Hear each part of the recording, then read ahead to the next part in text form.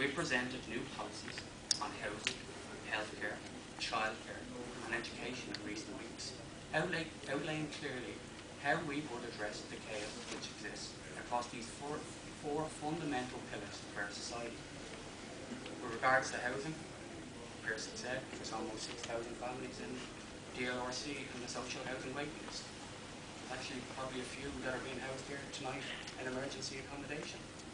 There's hundreds more that trace the streets every single day as they get turfed out of one hostel before they can return to another.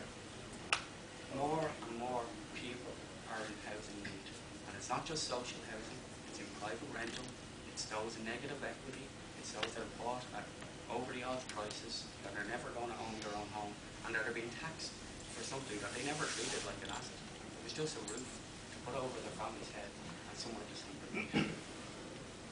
The only solution to this crisis, to the housing crisis, is to provide people with homes. And that means central government must start funding large-scale social and affordable housing provided by local authorities and local housing associations. As Pearson said, at the centre of our proposals is a long-term plan, starting now but reaching into the future, a 14-year plan to build 100,000 social and affordable council houses across this state, addressing the need of the many. These houses will not only meet the need of families on council waiting lists, but will also free up a number of private rental accommodation, which is currently being overloaded with people that shouldn't be in RAP schemes such as RAS or in private rental accommodation. They should be in social housing. Would also reduce the pressure in private rental and first-time buyer markets, resulting in reduced rents and house prices. Sinn Fein and government would initially fund the building program for social and affordable houses in the county to be delivered by the council. The funding will come directly from the exchequer. However, when we contrast that with what our plan is, Fine Gael Labour want to fritter any recovery which this country is experiencing, any funds or extra tax revenues that may be raised, they want to fritter them away. They want to fritter them away in taxes for themselves. Sinn Fein has a different set of priorities. We want to end the housing crisis. We want to end the crisis in education, in our hospitals, on our trolleys. We want to end chaos and deliver key, first-class public services. Sinn Fein's comprehensive housing policy outlines how we would do this. As those are better for healthcare, are better for childcare, and we've done it all in a fiscal space using the government's own projections. Our alternative budgets are costed by the Department of Finance on an annual basis. The argument that Sinn Fein's figures don't add up really are laughable, and at some point people are going to start reading our policies and making up their own mind. And that's what I would encourage you all here to do tonight, is to go and read our policies and see what we have in them before you turn to the Sunday Independent to get your policy updated. Our health document, Better for Health, is an 84-page document. And I know Miriam isn't here tonight. Miriam Murphy, who is a member, was one of the key persons behind drafting that document. We just want to pay tribute to Miriam. And what it does is propose a radical overhaul of the Irish health system and the creation of a world-class, free at the point of delivery, universal healthcare system funded by progressive taxes. One of our main pillars of this plan is the end of the two-tier health system. I campaigned against key services being cut for years in Locklestown. We said at the time, if you put key services on outlying hospitals such as Locklestown, you're only going to put added and increased pressure on St. Vincent's, which the lack of funding and the lack of resourcing was never going to fix. The government envisaged a hub and spoke model, where the hub being St. Vincent's and the spokes being St. Michael's and St. Colin Hill, mopping up before the centre of excellence, which is St. Vincent's, would work properly. However, when the spokes are frozen, the hub can't. And that's what we see what's happening in our health system here and here. Right across the constituency, we face major challenges that need to be addressed and need to be addressed now. The future governance of our harbour, rising crime, closing Garda stations, the building of permanent school buildings for schools such as Gale School Forward. We've waited 20 years for a new school, and have been in prefab since we promised 10 years ago. The infrastructure deficits, the Wilford Exchange, the extension of the looms, new dart stations, all need to be challenges which we face in this constituency. Dunleary Rathdown are flagging retail centres such as Dunleary Town, who have been fairly had a levy through bids unfairly imposed on them in recent times, again increasing the cost of business and making it less attractive to do business in Dunleary.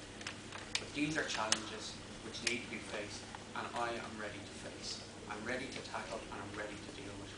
I am the man that if elected in Dunleary, would work day in and day out for the people of this constituency, all of the people of this constituency. I know it's a long shot, I know we're outsiders, but if we work hard enough, if we believe, and if we don't leave anything behind, we can take a seat here in Dunleary. I believe that, and with your support, we can do it. Yes.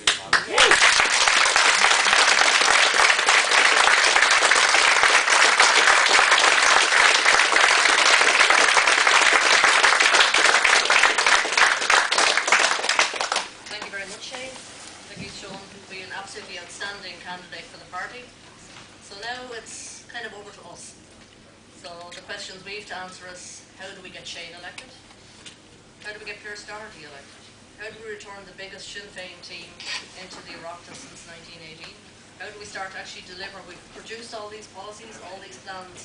We want to build 100,000 social affordable homes. We want to transform the health service. We want to ensure that the people who get the burden ease are people who suffered most under 7-8 years of austerity. And we'll only do it if we get people elected. That means people in this room saying, what can I do? Enda Kenny's going to call this election the next couple of days. He told all the media Thursday, so it'll probably be Sunday or Monday. So once he goes, we're not going to get another chance at this.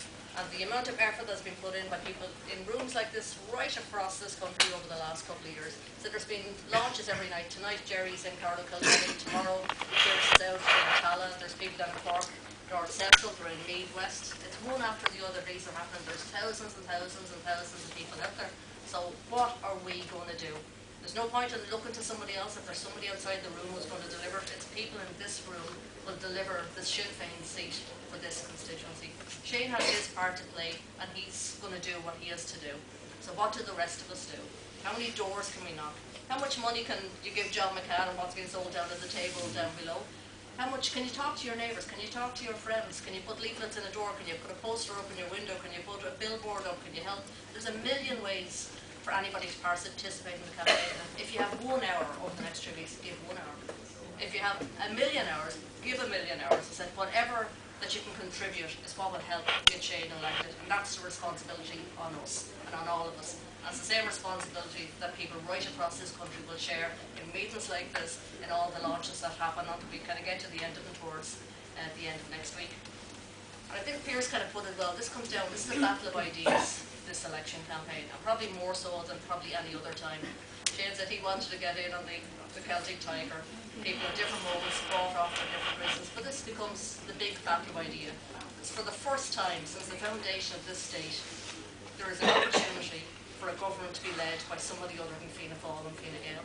That's absolutely huge in terms of what could be achieved in this country. For the first time since that period, it could be a government led by Sinn Fein or others, but that could be led by a party other than Fianna Fáil or Fine Gael.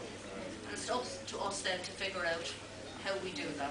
So that's the kind of the big things I think we need to be looking at.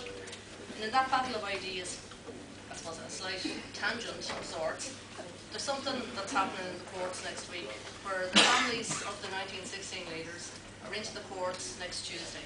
They had to take a case to the High Court because the government are on a course to destroy the final site of Moore Street, not protecting the building. So huge, huge historical significance. Is there any other country in the world where the revolutionary water from the GPO to Moore Street would not be protected, would not be built upon, would not be used for education, for tourism, for you name it?